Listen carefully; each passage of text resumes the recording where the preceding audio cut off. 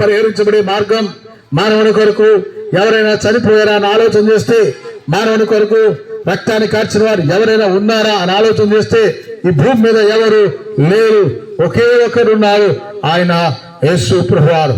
యేసు ప్రభువారు మానవుడిని పాపం నుండి విడిపించడం కొరకు, యేసు ప్రభువారు మానవుడిని పాపం నుండి పాప బంధకాల నుంచి విడిపించడం కోసం ఆయనే దేవుడే తన యొక్క స్వరక్తాన్ని ఇచ్చి మానవుడు రక్షించాలని యేసు ప్రభువారు కలవరి శిలువలో మరణించాడు.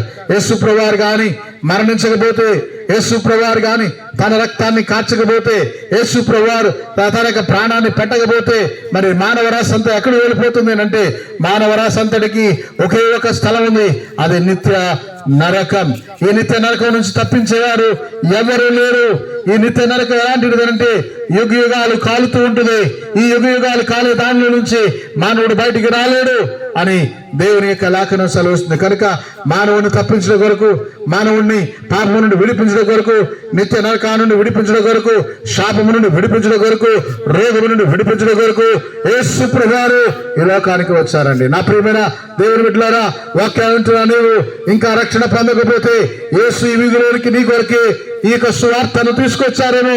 కనుక ఇకను నీ యొక్క లోక సంబంధమైన ఆశలను విడిచిపెట్టి, లోక సంబంధమైన బ్రతుకును విడిచిపెట్టి ప్రభువుని అంగీకరించాలని, యేసుని నమ్మాలని, యేసు ద్వారా నీకు పాప విమోచన ఉందని, యేసు ద్వారా నీకు నెమ్మది ఉందని సత్యాన్ని ఈ శబ్దం ద్వారా తెలియజేస్తున్నాను. ఒకవేళ యేసు ఎదుగు రావాలని నీకు ఆశ కలిగి ఉంటే, యేసుని అంగీకరించాలని నువ్వు కోరుకుంటే ఈ సమయంలో నీ కొరకు ప్రభు మాటలు వినబడుతున్నాయి.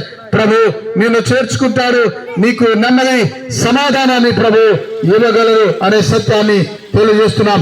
ప్రభు ఈ మాటలను మన వినికిడిలో దీవించును గాక.